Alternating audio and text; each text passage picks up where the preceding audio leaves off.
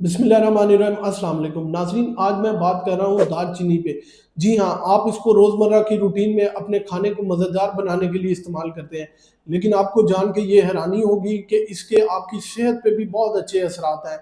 Different किस्म के mechanism जो है ये वो कंट्रोल करती है। आज की इस वीडियो में हम इसी बारे में बात करेंगे कि ये किस तरह हमारे जिस्म पे असरअंदाज होती है। मेरा नाम है डॉक्टर मुनीब खालिद और आप देख रहे हैं मेरा YouTube channel doctor meets doctor. नाज़रीन, सिनामन या दालचीनी एक दरख्त की छाल से, जिसे हम सिनामोमम कहते हैं, उससे जो है ली जाती है। एक सिजेशिया सिनामन और जो कि आम मिलती है, और दूसरा है सैलोन सिनेमन। ये भी आम मिलती है लेकिन ये थोड़ी सी जहरीली होती है। नाज़रीन, दालचीनी हमारे जिस्म पे असर कैसे करती है? इसमें एक ख़ास किस्म का कंपाउंड पाया जाता है जिसे हम सिनामिल्डिहाइड कहते हैं।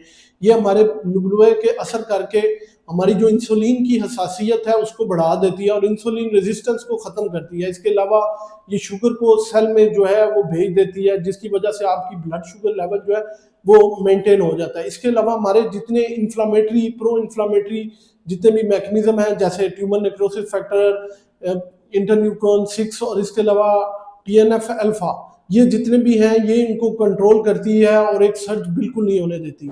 नाज़रीन, ये हमारे जिस्म पे किस तरह असर करती है, कौन कौन से मैकेनिज्म हैं जो ये कंट्रोल करती है? तो इसमें सबसे पहले जो है ये हमारे लुबलुबे पे जाके असर करती है और हमारे इंसुलिन की जो हसासियत है उसको बढ़ा देती है। इसके अलावा ये ब्लड शुगर को जो है वो मेंटेन करती है और शुगर को जो है वो सेल के अंदर भेज देती है, जिससे आपके बॉडी का शुगर का लेवल जो है वो कम होना शुरू हो जाता है। इसके अलावा जो है ये हमारे as a anti inflammatory, antioxidant, antibacterial, ये सारी प्रॉपर्टीज, एंटी फंगल, ये सारी प्रॉपर्टीज दालचीनी में होती हैं। ये हमारे जितने प्रो इन्फ्लामेटरी जो सेल्स हैं, जैसे कि सीआरपी, डी डाइमर, इसके अलावा TNF alpha, tumour necrosis factor alpha और इंटरल्यूकिन 6, ये इन सब को जो है कंट्रोल करती है। अब इसका हमारे दिल पे क्या असर होता है? ये क्या करती है, जो बैड कोलेस्ट्रॉल है एलडीएल, उसके लेवल को कम करती है और हमारा अच्छा कोलेस्ट्रॉल जिसे हम एचडीएल कहते हैं उसको बढ़ा देती है।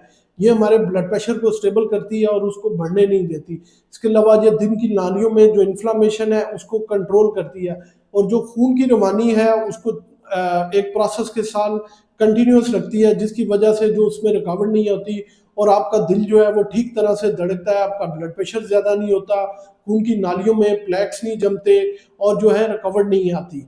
दालचीनी का ज़ियाबतीस पे भी बहुत अच्छा असर है। एक तो ये कि ये जो है शुगर के लेवल को कम करती है, दूसरा इंसुलिन की हसासियत को बहुत ज़्यादा बढ़ा देती है और मैंने पहले भी बताया कि लुबलुबे के अंदर जो है उसकी हसासियत को बढ़ा देती है, जिससे इंसुलिन ज़्यादा खारिज होती है।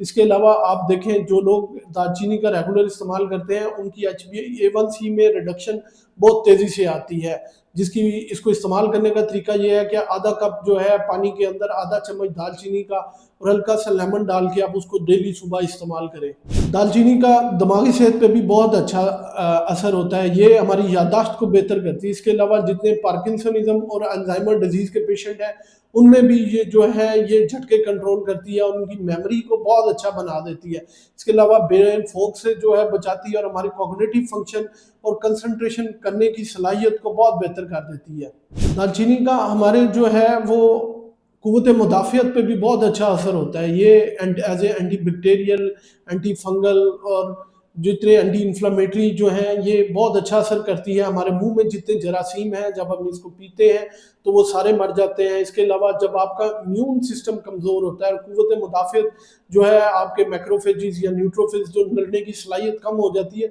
ये इनको बूस्ट अप करती है, जिसकी वजह से आप इन्फेक्शन बहुत अच्छा कंट्रोल हो जाता है।